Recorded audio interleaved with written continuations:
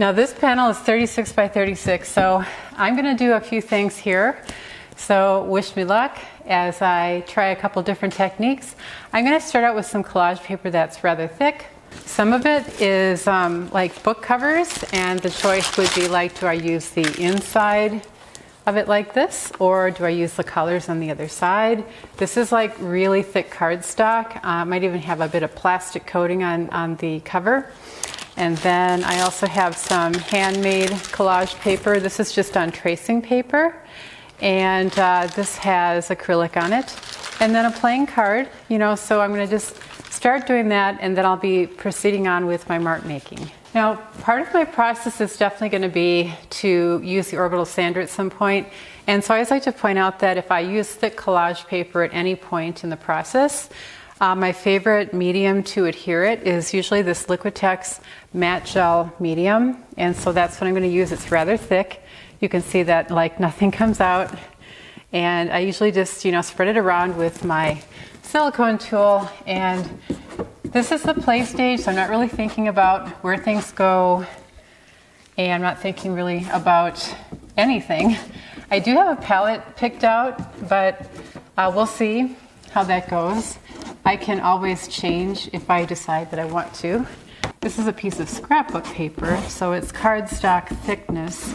Because sometimes these papers come in a variety of thicknesses, sometimes thinner than this one, but this one really is cardstock, so I need to have enough gel medium on there to hold it. Mostly concerned about making sure I get the edges down really well. And then I also try not to get this gel medium on the surface, because if I sand it back, I get a better sanding if I haven't gotten this gel medium on the front. So it doesn't mean you can't get any on the front, but you just try to minimize that. And the best way to do that, is to like brayer it on, and I'll get some wax paper or parchment paper, anything like that on the surface, and I'll brayer over that. Now this is parchment paper, so I'm going to brayer over this sheet right here. Get out any wrinkles, and this way I keep the brayer clean, and I make sure I don't get the gel medium on the surface of the paper, because again, when you sand it back, it's going to be a better result if you don't have that matte medium or acrylic medium on the surface. I also like to use collage paper because it's a fast and easy way to get things going in terms of contrast. So I'm always looking for contrast, whether it's warm and cool, big and small, geometric versus curvilinear. And so I'm just going to keep adding more papers. It doesn't have to be matte either. It can be gloss, but the reason matte is nice is because if any of it does end up showing, it won't be really, shiny, and it'll kind of just fade in the background. Here's a book page that I have scribbled on top of.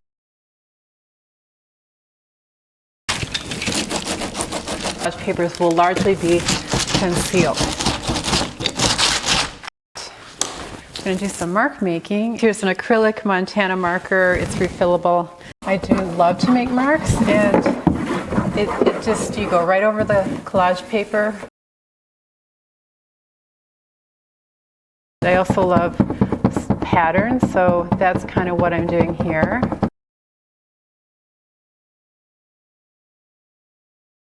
And I'm going to thin it out because I want drips. Now I've got this really long-handled brush. That's part of what makes this kind of a start really fun. So here's a nice wider brush. When you work large scale, everything kind of does scale up here. So you just kind of play. Don't worry about what's there. And I'm not paying any attention to what's really like underneath it.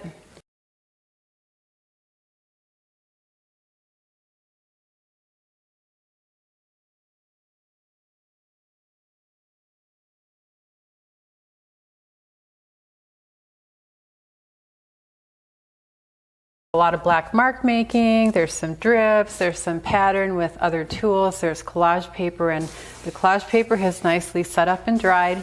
And now I've just mixed up some titanium white with airbrush medium to make it just a tiny bit thinner for drips and transparency. So I'm going to add that with probably a wide brush. but I just want to, you can see the black through it. So I'm kind of concealing some of that dark.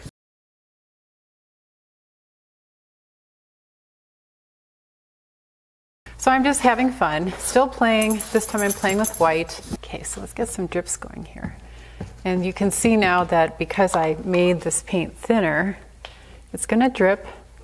And that's kind of nice because I have drips in the black paint, but now I have it in the white as well. So here, adding a few more drips, a little bit more opacity, knocking out some of the black, but not all of it. Giving yourself a certain amount of time to work on something can really help you avoid procrastination or frustration, because now it's a matter of what can I do in 10 minutes? What can I do in 15 minutes?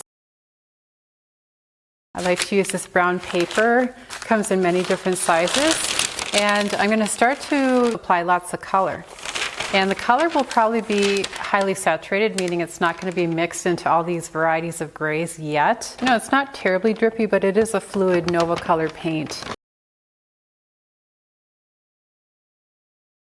So here I've made a rectangle with an X in it. Kind of fun.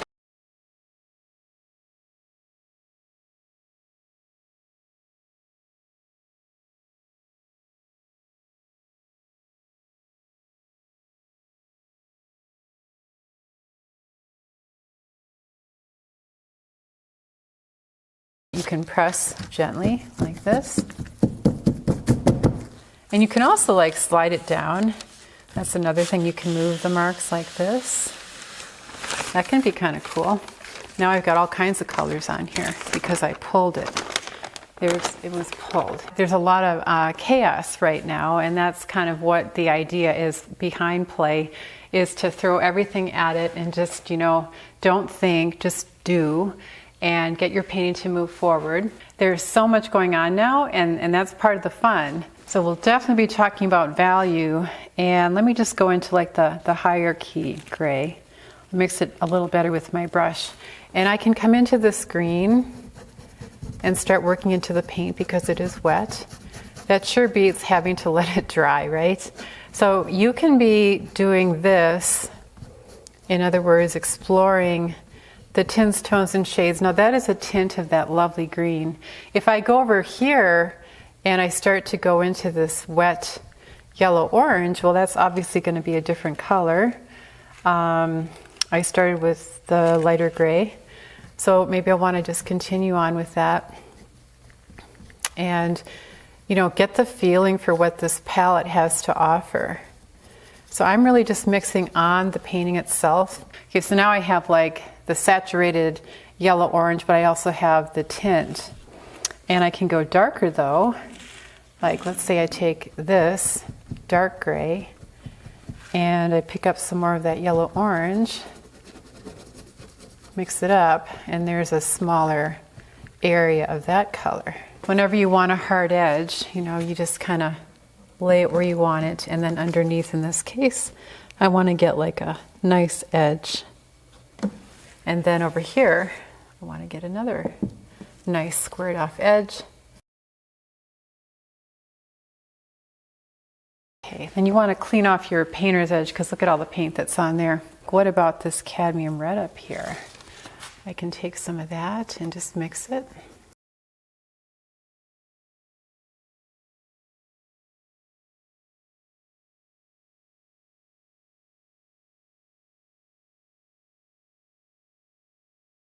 Well, the one thing that this doesn't have is harmony. That's one of the many things it doesn't have. It also doesn't have any structure, but it has dried outside, and I thought what I would do is take a glaze. So I've taken the quinacridone Nickel Azo Gold. I still have a bottle of it. They don't really make this anymore, but I really diluted it with airbrush medium.